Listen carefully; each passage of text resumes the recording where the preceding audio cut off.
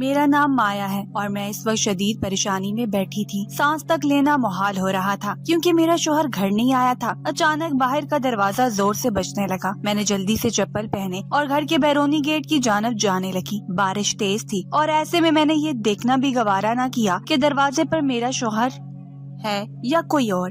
میں نے اپنے ہی دھیان میں گیٹ کا دروازہ جلدی سے کھول دیا اور ایک طرف کھڑی ہو گئی۔ کہنے لگی، جمال شاہ جلدی سے اندر آ جائے، باہر بہت تیز بارش ہو رہی ہے۔ میں تو اس تیز بارش اور اس چمکتی ہوئی بجلی سے ویسے ہی بہت ڈرتی تھی، یوں ہی بھاگ کر اپنے کمرے میں واپس جا چکی تھی۔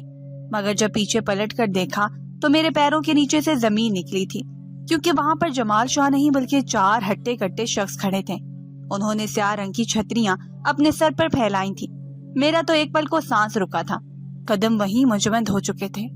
کتنی ہی دیر پتھرائی نظروں سے میں ان کا چہرہ دیکھتی رہی اور فوراً ہڑبڑا کر 2 قدم پیچھے ہٹی، اپنا چہرہ ان لوگوں سے چھپانے لگی۔ بڑی ہی مشکل سے میرے حلق سے آواز نکلی تھی کہ کون ہو تم لوگ اور میرے گھر میں ایسے کیسے گھس آئے؟ میں ایک نیک پردے دار خاتون ہوں، آپ کو خدا کا واسطہ ہے یہاں سے واپس چلے جائیے، میرا شوہر گھر نہیں ہے۔ میں ڈرتے ہوئے جو منہ میں آ رہا تھا بولتی چلی جا رہی تھی، مگر تبھی ان میں سے ایک شخص آگے بڑھا اور کہنے لگا، آپ کو ابھی اور اسی وقت میرے ساتھ چلنا ہوگا۔ یہ سن کر تو میرے وجود میں سنسنی دوڑ گئی تھی۔ میں 2 قدم پیچھے ہٹی اور کہنے لگی کہ کون ہو آپ لوگ؟ میں ایسے کیسے آپ لوگوں کے ساتھ چلی جاؤں؟ یہاں سے جائیں ورنہ میں پولیس کو فون کر دوں گی۔ اگلے ہی پل وہ شخص زور زور سے کہکے لگانے لگا، بولا، ہمیں پولیس سے ڈرا رہی ہے؟ جانتی نہیں ہم کون ہیں؟ ہمارے نام سن کر تو پولیس بھی سائڈ سے ہو کر نکل جاتی ہے۔ محترمہ، آپ کی اطلاع کے لیے عرض ہے کہ آپ کا شوہر آپ کو جوئے میں ہار چکا ہے اور اب آپ ہمارے باس کی ملکیت ہو چکی ہیں۔ آپ کو اب ہر حال میں ہمارے ساتھ چلنا ہوگا ورنہ ہم زبردستی بھی کر سکتے ہیں۔ یہ الفاظ تھے یا پگھلا ہوا سیسا؟ مجھے اپنی سماعتوں پر یقین نہیں آ رہا تھا۔ میں نفی میں سر ہلانے لگی، کہنے لگی کہ میں کوئی شے نہیں جس پر تم لوگ حکمرانی جتاؤ گے، چلے جاؤ یہاں سے، میں تم لوگوں کے ساتھ ہرگز نہیں جاؤں گی۔ مگر اگلے ہی پل 2 شخص آگے بڑھے اور انہوں نے مجھے پکڑ لیا۔ وہ مجھے گھسیٹتے ہوئے گھر سے باہر لے جا رہے تھے۔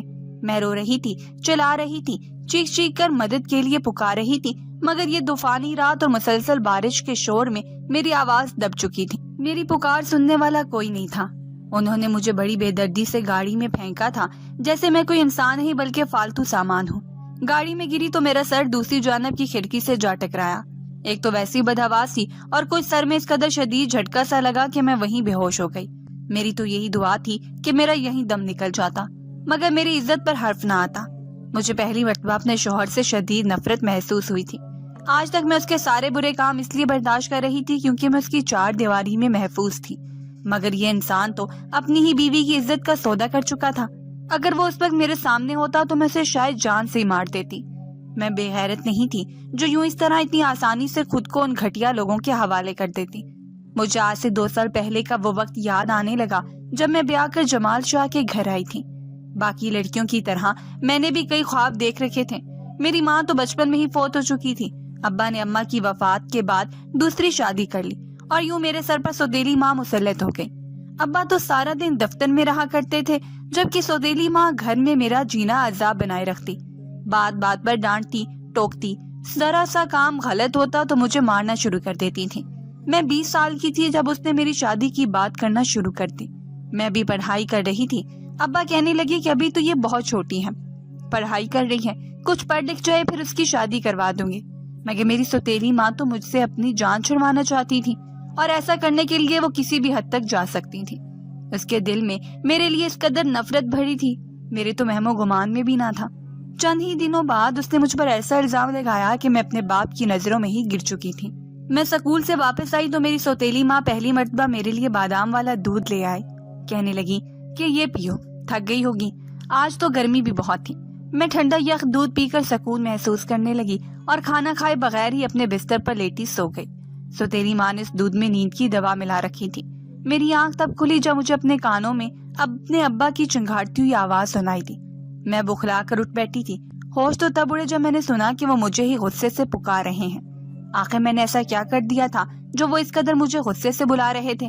اس سے پہلے کہ میں اپنے کمرے سے باہر نکلتی ابا میرے کمرے میں آ چکے تھے۔ اگلے ہی پل زناٹے دار تھپڑ میرے چہرے پر مار دیا۔ کہنے لگے کہ میں تو تجھے اپنا بیٹا سمجھتا تھا، تجھے ہمیشہ بیٹوں سے بڑھ کر جانا۔ तेरी खातिर मैं दूसरी माँ लेकर आया। तेरी दूसरी माँ कहती रही कि तेरी शादी कर दूं, मगर मैंने कहा कि मेरी बेटी पढ़ लिख जाए, अपने कदमों पर खड़ी हो जाए, ताकि मुस्तकबिल में उसे कोई तकलीफ ना हो। मगर तू पढ़ाई के नाम पर ये गुल खिलाती भी रही है। ये सुनकर तो मैं कांप उठी थी। मैंने अपने अब्बा से कहा कि आखिर हुआ क्या है। मैंने तो कुछ भी नहीं किया। तभी सौतेली माँ ने मेरा बैग फर्श पर फेंका तो उसमें से किसी लड़के की तस्वीरें निकली। मैं जानती भी नहीं थी कि वो कौन है। ये सब कुछ मेरी माँ का किया धरा था। मैं रोने लगी। ये सब कुछ मेरा नहीं है। मैं नहीं जानती ये कहाँ से आई, मगर अब्बा ने मुझे उस रात बहुत मारा था। मार कर कमरे में बंद कर दिया और सौतेली माँ से कहने लगे कि जल्द से जल्द इसके लिए रिश्ता ढूंढो और इसे इस घर से चलता करो, चाहे जैसा भी है रिश्ता लाओ और इसे यहाँ से चलता करो। मैं मजीद इसे इस घर में नहीं देख सकता। कल को मेरी नाक कट जाए, इससे बेहतर है कि ये अपने ही घर दफा हो जाए। माँ के बाद मेरा बाप ही वो वाहिद सहारा था, मगर अपने बाप के मुंह से भी ये सब कुछ सुनकर मैं फूट फूट कर रोती रही। सौतेली माँ अपने प्लान में कामयाब हो चुकी थी। अगले ही रोज वो एक रिश्ता लेकर आई। वो एक 40 साल का मर्द था, मगर मेरे बाप ने देखे भाले बगैर ही मेरी माँ पर यकीन करते हुए रिश्ता तय कर दिया। मैं गांव में रहने वाली थी, जबकि मेरी बारात एक गांव से दूसरे गांव जाने वाली थी, और ये गांव भी कोई पड़ोस में ना था, बल्कि दोनों गांव में 3 घंटे का फासला था। मेरा रिश्ता तय हुआ तो मेरे वालिद कमरे में आए। मैंने सोचा था कि शायद उनके दिल में अपनी बेटी के लिए कोई मोहब्बत जाग जाए, वो आंखों से अपनी बीवी की पट्टी हटाकर मुझ पर यकीन कर सकें, मगर ऐसा कुछ ना था। वालिद मेरे पास आकर कहने लगे कि मैंने तुम्हारा रिश्ता तय कर दिया है, 2 दिन बाद तुम्हारी रुखसती है, वापस अपने मेके कदम मत रखना। तुम्हारे सारे रिश्ते नाते उसी वक्त खत्म हो जाएंगे जब तुम्हारे कदम इस दहलीज से बाहर निकलेगा। मेरे लिए तो मेरा मेकअप भी खत्म हो चुका था, अब जो कुछ था मेरा ससुराल था। मैं शुरू से ही सोमत सलात की बड़ी पाबंद थी। मेरी माँ ने मुझे यही सिखाया था। मेरी रुखसती शामिर के साथ हो चुकी थी। शुरू में तो शामिर ने मेरे साथ बड़ा ही अच्छा रवैया रखा। शादी के 2 माह बाद अचानक मेरी तबीयत खराब होने लगी। जब डॉक्टर के पास गई तो ये खबर मिली कि मैं हामिला हूँ, माँ बनने वाली हूँ। खुशी से ये खबर शामिर को सुनाई तो उसके माथे पर बल पड़ चुके थे। कहने लगा कि मुझे कोई औलाद नहीं चाहिए, अभी तो हमारी शादी को कुछ ही माह हुए हैं, हमें तो अपनी जिंदगी एंजॉय करनी चाहिए। मैं 2-3 साल तक तो बिल्कुल भी औलाद नहीं लेना चाहता। ये सुनकर मुझे अजीब लगा था। मैं कहने लगी कि ये तो अल्लाह पाक की देन है, अब आई हुई रूह को हम ठुकरा थोड़ी सकते हैं। मेरा शौहर उस वक्त तो खामोश हो गया, मगर रात को दूध के गिलास में उसने मुझे ऐसी दवा मिलाकर दे दी जिससे मेरी तबीयत शदीद खराब हुई। अगले दिन बड़ी मुश्किल से लेडी डॉक्टर के पास पहुंची। उसने जो खबर सुनाई मेरे होश उड़ गए। मैं अब कभी माँ नहीं बन सकती थी। मैं बहुत रोती रही, अपने शौहर से शिकवे भी किए, मगर उसे कहाँ फर्क पड़ता था, वो तो अपनी मर्जी का मालिक था। मेरा शौहर जब भी घर आता तो उसके पास हजारों नोट होते। वो मेरे लिए खाने पीने की कई चीजें लेकर आता। सच कहूँ तो मुझे इस घर में किसी चीज की कोई कमी ना थी, मगर एक रोज जब शौहर से पूछा कि आप क्या काम करते हैं तो वो हंसकर कहने लगा कि मैं घड़े का जुआ खेलता हूँ, बाजी लगाता हूँ और जीत जाता हूँ। ये सुनकर तो जैसे मैं उनका चेहरा देखती रह गई। कहने लगी कि मजाक मत करें, मगर वो कहने लगी कि मैं मजाक क्यों करूंगा तुमसे, मेरा तो यही काम है। तभी मैंने उनकी जेब में कई ताश के पत्ते देखे थे, मगर मुझे अपने शौहर पर इस कदर अंधा एतबार और मोहब्बत हो चुकी थी कि मुझे यकीन ही नहीं आ रहा था कि मेरा शौहर सच कह रहा है। हो सकता है वो ताश के पत्ते यूं ही शौकिया तौर पर खेलते हों, जुएबाजी या शर्तें ना लगाते हों।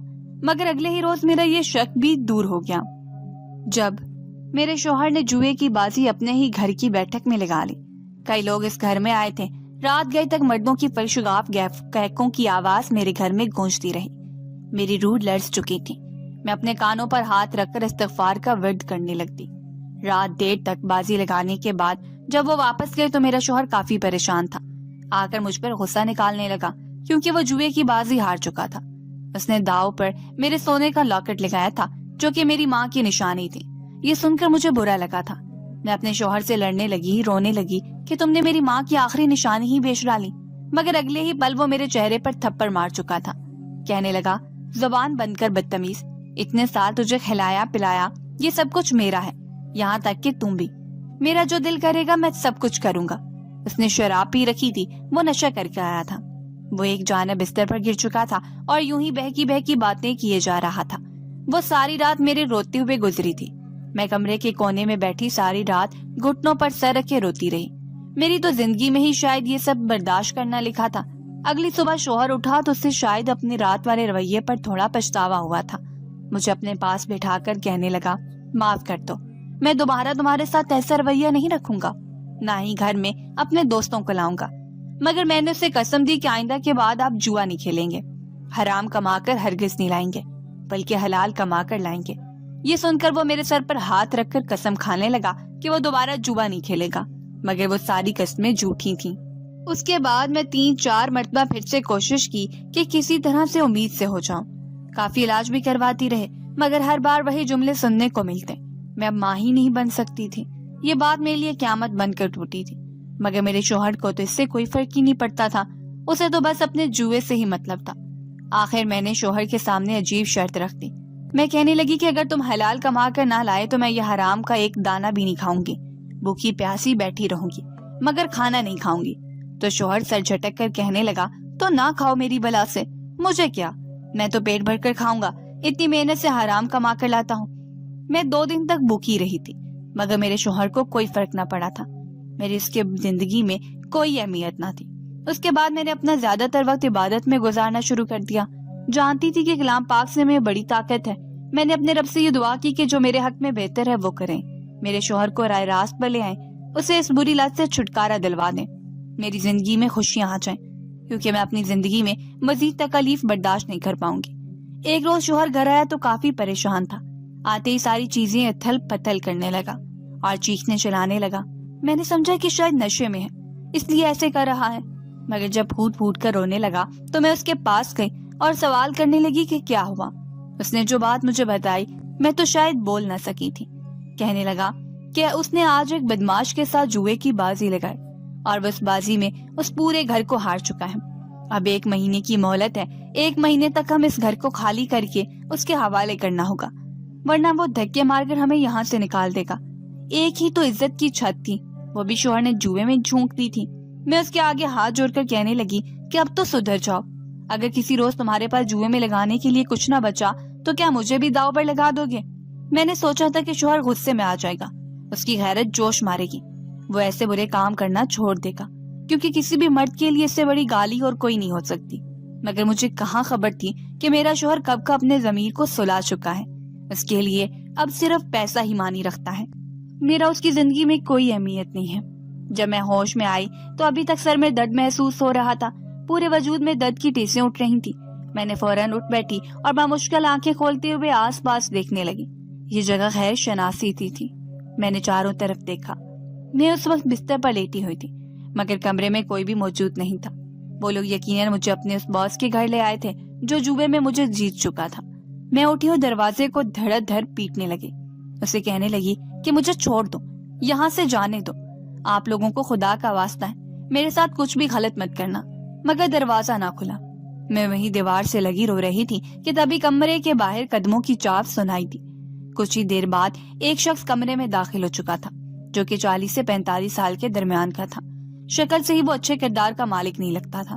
وہ میرے سامنے آ کر کرسی پر بیٹھ گیا اور مونچھوں پر ہاتھ پھیرنے لگا، پھر بولا، میں تم سے زیادہ تمہارے شوہر پر حیران ہو رہا ہوں، جس سے تم جیسی خوبصورت بیوی کی قدر نہ کی اور تمہیں جوئے میں ہار دیا۔ بولو کیا سلوک کروں تمہارے ساتھ؟ میرے سائڈ پہ گلاس پڑا تھا، میں نے پوری شدت سے کھینچ کے دے مارا، مگر وہ ایک دم سے سائڈ پر ہو گیا۔ گلاس جھناکے سے زمین پر گرا تو ایک ملازمہ بھاگی ہوئی اندر آئی اور کانچ اکٹھے کرنے لگی۔ میں نے کہا، مجھے چھوڑ دو اور جانے دو یہاں سے۔ وہ کہنے لگا، میں تو تمہیں چھوڑ دوں گا، مگر کچھ دن بعد تمہارا شوہر پھر سے کہیں نہ کہیں جوا کھیل کر تمہیں ہار جائے گا اور ہر بار تمہاری قسمت ساتھ نہیں دے گی۔ تم چاہو تو اپنے شوہر سے طلاق لے کر مجھ سے شادی کر سکتی ہو۔ میں بدماش نہیں ہوں، ہاں بدماشوں کی تھوڑی بہت سرپرستی ضرور کر لیتا ہوں، مگر بے غیرت نہیں ہوں۔ تمہارے شوہر کی طرح تمہیں جوئے میں ہار جاؤں۔ اس کی بات میرے دل کو لگی تھی۔ وہ کمینہ شوہر مجھے یہاں چھوڑ کر خود نہ جانے کہاں غائب ہو گیا تھا۔ اگلے کچھ دن بعد اس نے مجھے طلاق دلوائی اور عزت سے اپنے گھر رکھا اور پھر مجھ سے شادی کر لی۔ میری زندگی ایک دم سے سکون میں آ چکی تھی۔ میرا شوہر بہت پیسے والا تھا، مگر وہ کسی کے ساتھ بھی ناجائز نہیں کرتا تھا، غریبوں کی مدد کرتا تھا، بس تھوڑا بہت اس کا اٹھنا بیٹھنا ایسے لوگوں سے تھا جن کی سوسائٹی خراب تھی۔ کچھ عرصے بعد وہ مجھے لندن لے گیا اور میرا علاج کروایا۔ 3 سال بعد میں اس کے بیٹے کی ماں بن چکی تھی اور میرے شوہر مجھ سے بے حد خوش تھا۔